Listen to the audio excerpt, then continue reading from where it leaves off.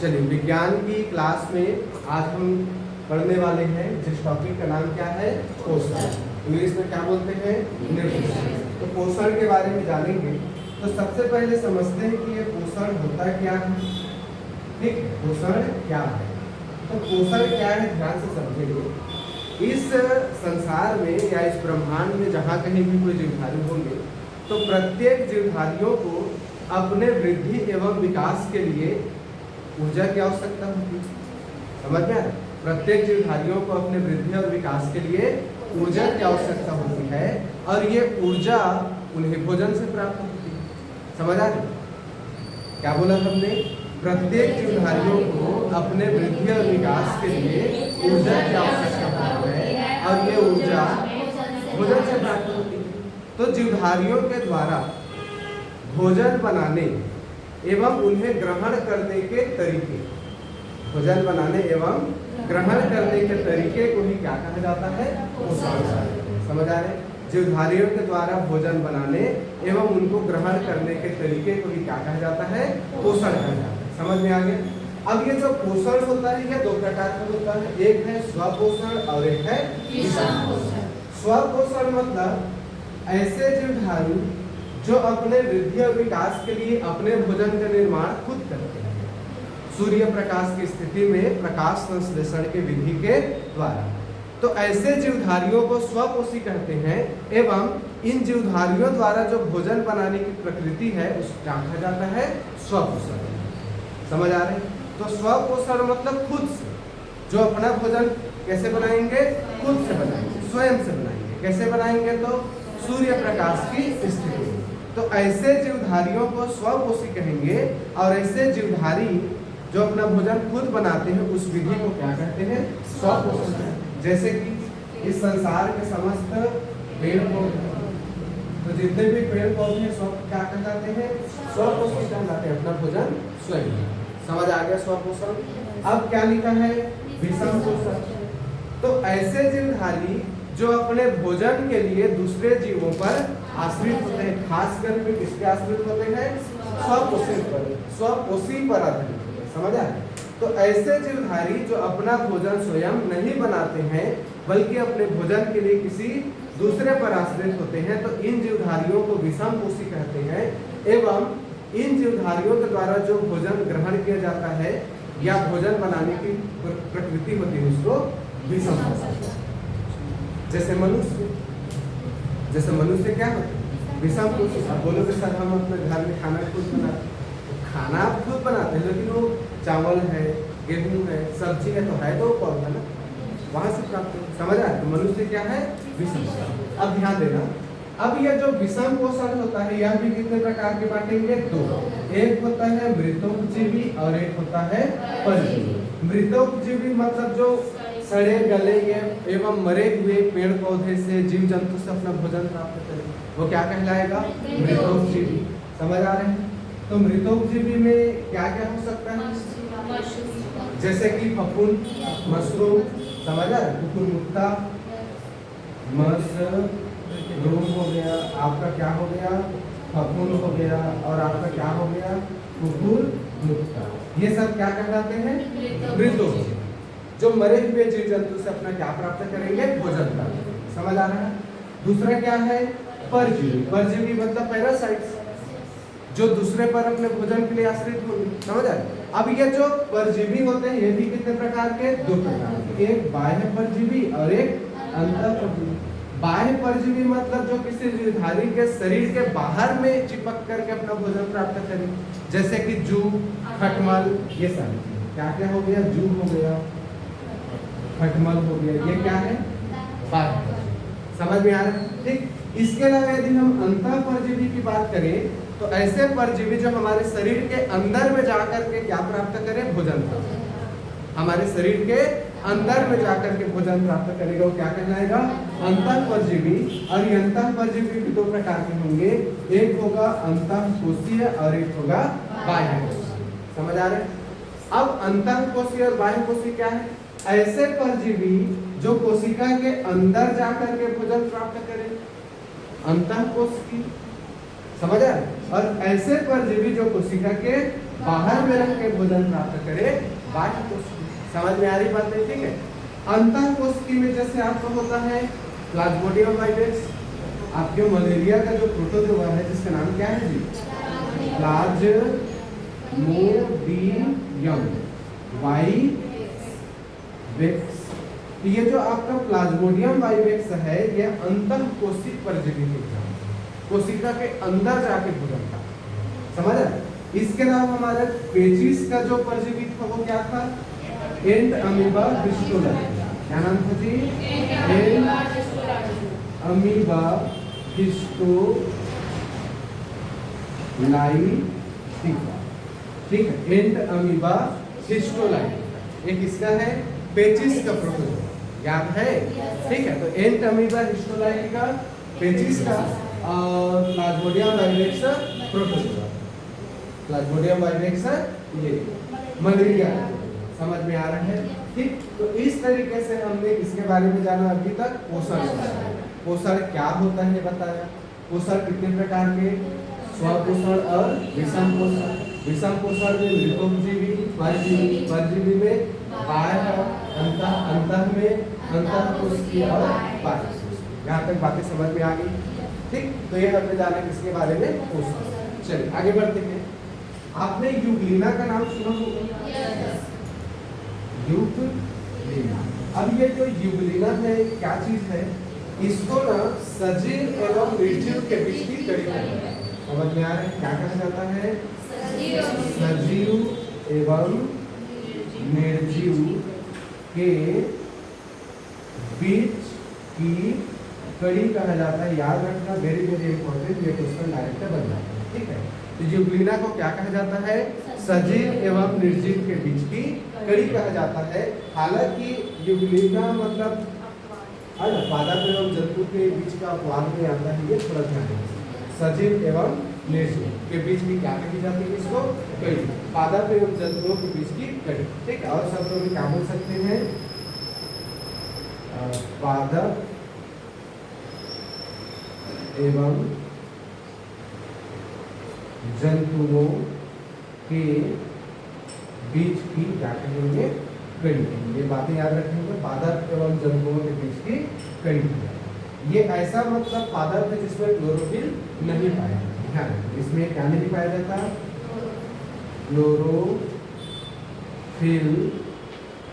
नहीं पाया जाता है। ठीक है, इसमें क्या नहीं पाया जाता है? तो क्लोरोफिल नहीं पाया जाता। क्लियर? यहाँ तक बातें समझ में आ रही है? तो यूग्लिना के बारे में जानना है। इनको सजीव एवं निर्जीव के बीच की कड़ी कह सकते हैं। इसके अलावा पादप एवं जंतुओं के बीच की कड़ी कहेंगे। ये ऐसा मतलब चीज है जिसमें क्लोरोफिल नहीं पाया जाता। ठीक, ये क्या हो गया आपका? यूग्लिना। चलिए आगे आते हैं।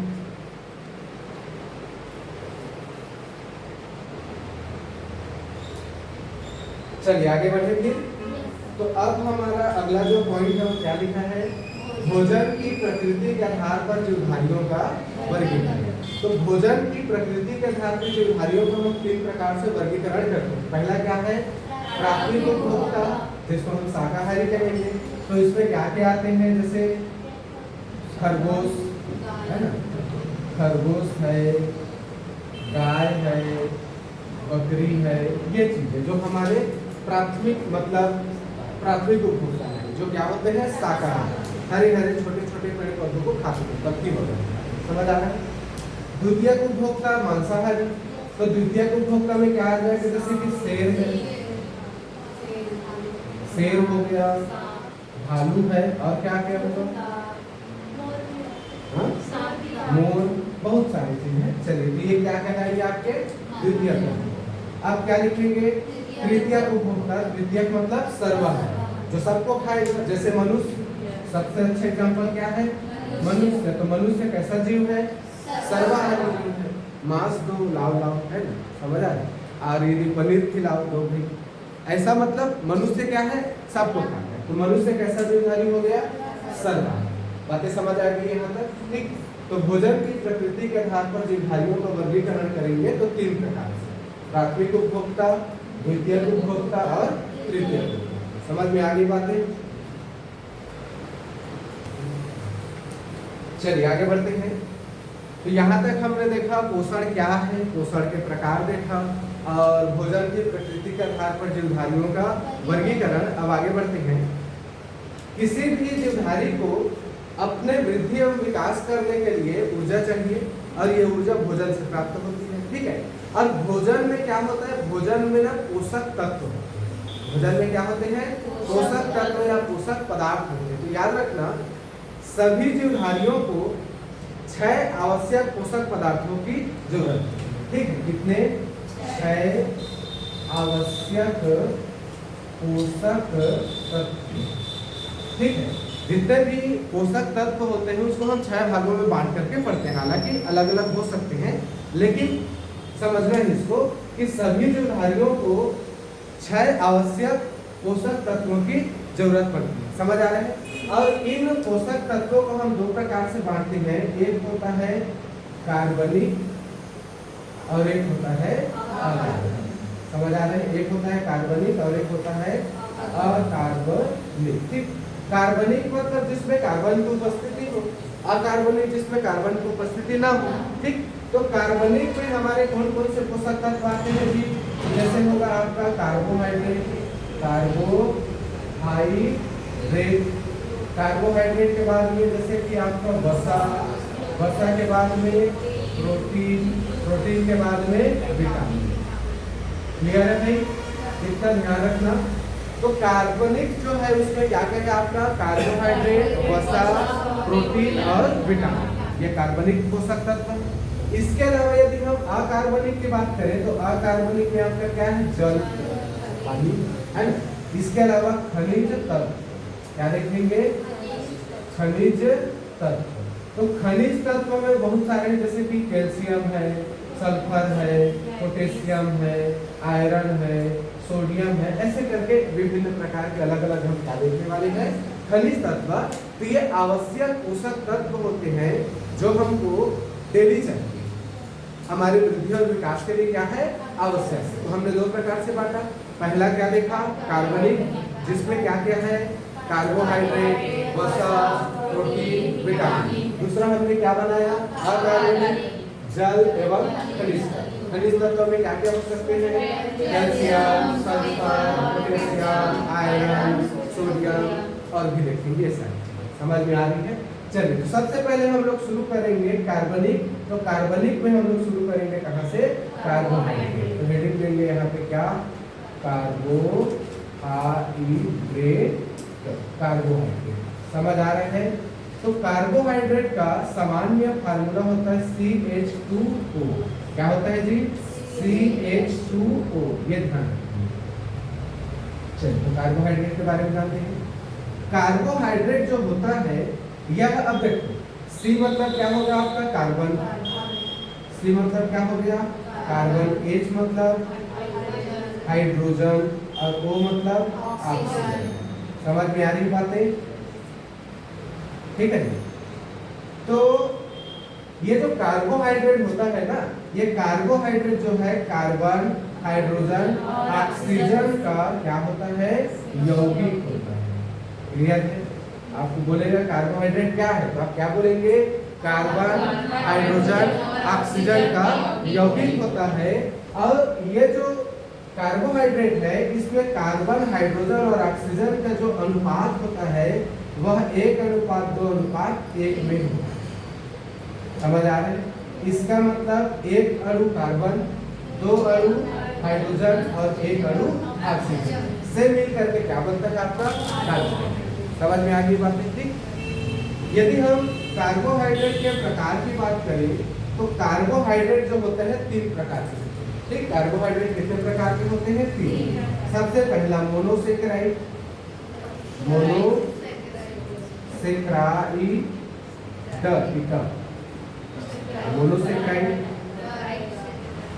मोनोसेकेराइड, ठीक है। इसके अलावा हम दूसरा क्या देखेंगे, डाई मोनोसेकेराइड। और तीसरा हम क्या देखेंगे, पॉलीसेकेराइड।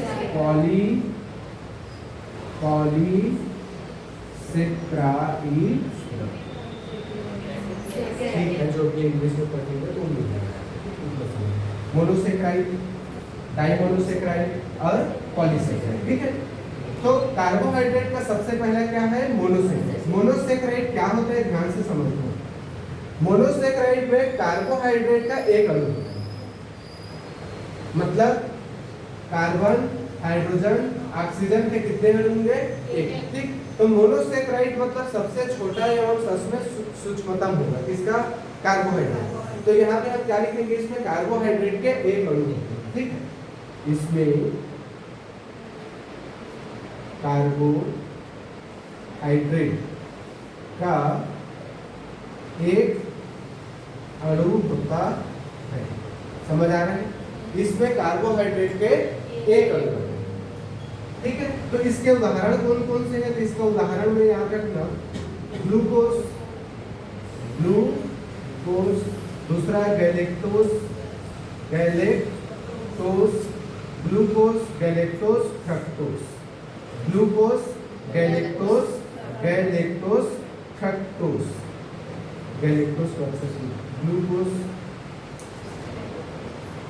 गैलेक्टोज और क्या है? फ्रक्टोज। समझ आ रहे हैं? तो मोनोसेक्राइड के एग्जांपल याद रखना, बहुत इंपॉर्टेंट है। क्या क्या है? Glucose, galactose, fructose, glucose, galactose, fructose. Glucose क्या होता है? तो ये जो आपका कार्बोहाइड्रेट होता है ना, ये टूट करके अंतिम रूप से किसमें बदल जाता है? ग्लूकोज। तो कार्बोहाइड्रेट का अंतिम उत्पाद, कार्बोहाइड्रेट का अंतिम उत्पाद क्या होता है? आपका ग्लूकोज होता है। गैलेक्टोज, फ्रक्टोज, फ्रक्टोज आपके शहद में पाया जाता है। फ्रक्टोज किसमें पाया जाता है? शहद। शहद में क्या होता है? फ्रक्टोज। याद रखना, एग्जाम्पल में पूछे जाते हैं, जो आपके एग्जाम होगा ना उसमें। ठीक है, तो फ्रक्टोज किसमें होता है? शहद। ठीक, तो ये हो गया मोनोसेक्राइड। मोनोसेक्राइड जिसमें कार्बोहाइड्रेट का एक अणु होगा। तीन प्रकार के होते हैं, ग्लूकोज, गैलेक्टोज, फ्रक्टोज। कार्बोहाइड्रेट का अंतिम उत्पाद बोलेगा तो ग्लूकोज, आपको बोलेगा शहद की शर्करा क्या है बोलेगा तो फ्रक्टोज। समझ में आ रही है? ठीक, अब इसको याद कैसे करना है? एक मस्त ट्रिक बनाया है, जी स्क्वायर एफ। क्या याद करना है? जी स्क्वायर एफ। जी स्क्वायर मतलब ग्लूकोज, गैलेक्टोज, एफ मतलब फ्रक्टोज, है ना? जैसे गर्लफ्रेंड को जीएफ बोलते हैं ना, शॉर्टकट में गर्लफ्रेंड को क्या बोलते हैं? जी। तो मान लो किसी का दो ठो है तो क्या बोलेंगे? जी स्क्वायर, ऐसे करके याद कर लेंगे। ठीक है, फनी है तरीका लेकिन याद होने से मतलब। ठीक है, तो दो ठो है भाई तो क्या बोलेंगे? जी स्क्वायर। ठीक, गणित वाले हैं ना हम लोग। चलिए अब आते हैं क्या दूसरा।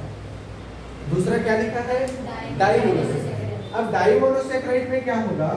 इसमें मोनोसेक्राइड के दो अणु, या यूं कहें कि दो मोनोसेक्राइड, दो मोनोसेक्राइड, दो मोनोसेक्राइड मिलकर बनाते हैं। समझ आ रहे हैं? तो दो मोनोसेक्राइड मिलकर के क्या बनाएगा? डाइमोनोसेक्राइड। समझ आ रहा है? दो मोनोसेक्राइड मिलकर के क्या बनाते हैं? डाइमोनोसेक्राइड। तो दो मोनोसेक्राइड अणु, दोनों दो मोनोसेक्राइड अणु मिलकर क्या बनाएंगे? डाइमोनोसेक्राइड बनाएंगे। अब डाइमोनोसेक्राइड का आपको एग्जांपल याद रखना है, तो लैक्टोज,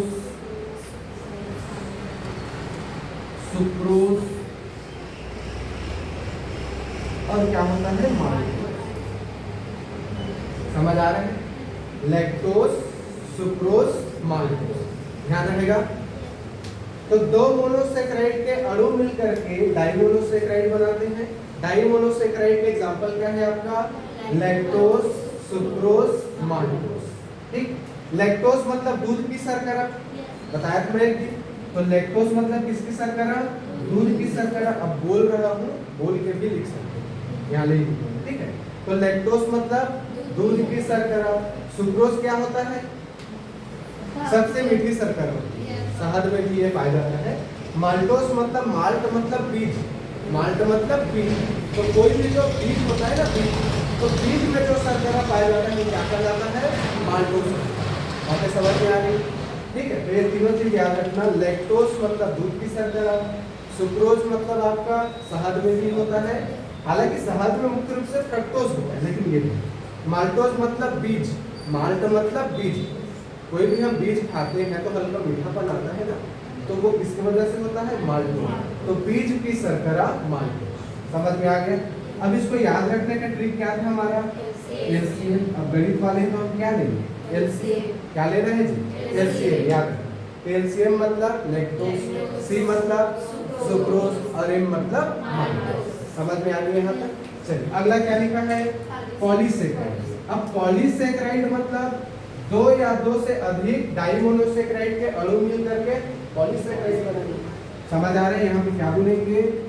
दो या दो से अधिक, दो या दो से अधिक डाइमोनोसेकेराइड के अणु मिलेंगे। दो या दो से अधिक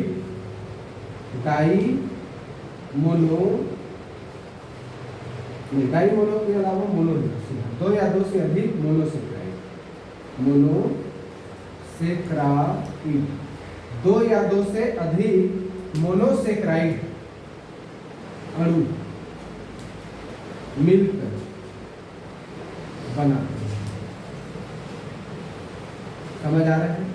दो या दो से अधिक मोनोसेकेराइड अणु मिल करके बनाते हैं। क्या बनाते हैं? पॉलीसेकेराइड। पॉलीसेकेराइड मतलब ये जटिल होगा ना, ठीक है? यह जल में घुलनशील नहीं होता, याद रखिए, जल में घुलनशील नहीं होता है। समझ आ रहा है? जल में घुलनशील नहीं होता है। कौन सा वाला आपका? पॉलीसेकेराइड। क्लियर यहाँ तक? अब इसके एग्जांपल देख लेते हैं पॉलीसेकेराइड के। तो पॉलीसेकेराइड के आपका जो एग्जांपल है इसमें क्या क्या है बताओ? काइटिन, काइटिन, ग्लाइकोजन, ग्लाइकोजन, तो काइटिन हो गया, ग्लाइकोजन हो गया, सेलू, अच्छा पहले सेलुलोज, कोई दिक्कत नहीं है, लेकिन एक ट्रिक बनाएंगे तो याद कर लें, उसके लिए सेलुलोज को पहले लिख लेते हैं, उसके बाद में क्या लिखेंगे? ग्लाइकोजन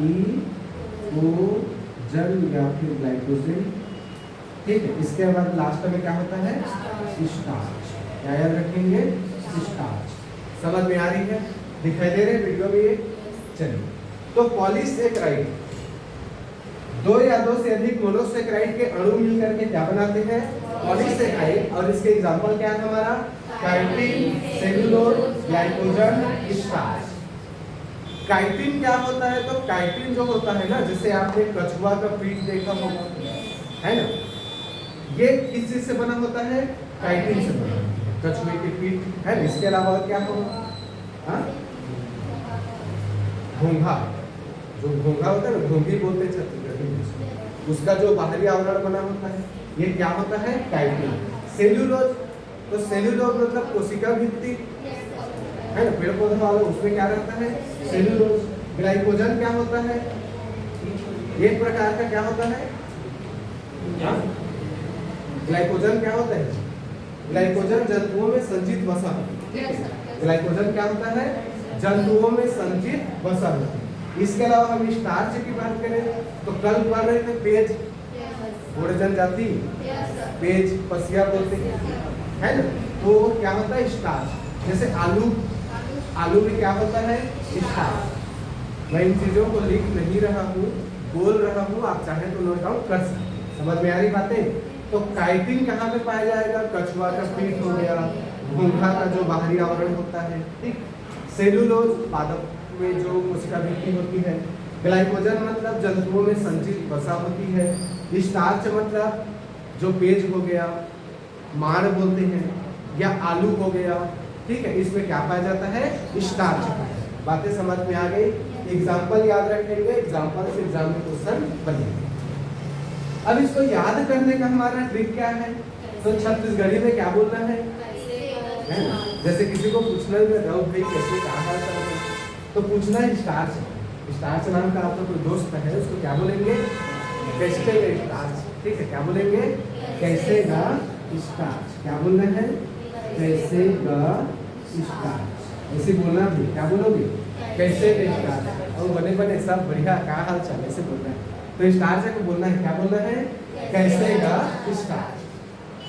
है ना, स्टार्च बाबू क्या हाल चाल, कैसे ऐसे बोलो, ठीक है। क्या बोलना है, कैसे का स्टार्च। तो कैसे से क्या आता है, क से काइटिन, से सेल्यूलोज, ग से ग्लाइकोजन और स्टार्च से स्टार्च।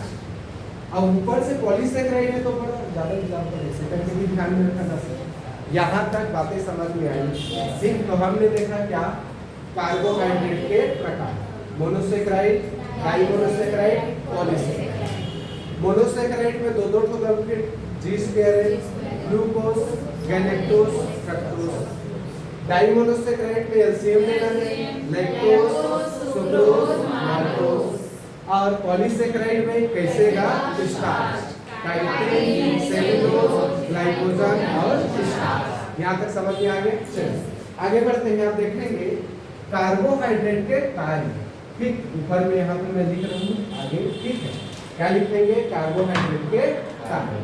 तो कार्बोहाइड्रेट का क्या काम है, तो कार्बोहाइड्रेट का सबसे प्रमुख कार्य है शरीर को ऊर्जा प्रदान करना।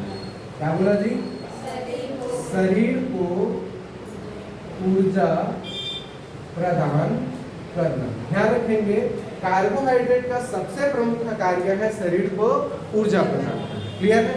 हमारे शरीर की लगभग 66% ऊर्जा की आपूर्ति कौन करता है, कार्बोहाइड्रेट। समझ में आ रहा है, ठीक है। 1 ग्राम कार्बोहाइड्रेट, 1 ग्राम कार्बोहाइड्रेट में लगभग कितना होता है, 4 किलो कैलोरी ऊर्जा, 4 किलो कैलोरी ऊर्जा, 4 किलो कैलोरी, ऐसा 4 किलो कैलोरी ऊर्जा का ऐसा मात्रा कैलोरी होता है। तो 1 ग्राम कार्बोहाइड्रेट में लगभग 4 किलो कैलोरी क्या होती है, ऊर्जा होती है। ठीक, अब यहाँ पे ध्यान रखें, अब यही पे बता देता हूँ।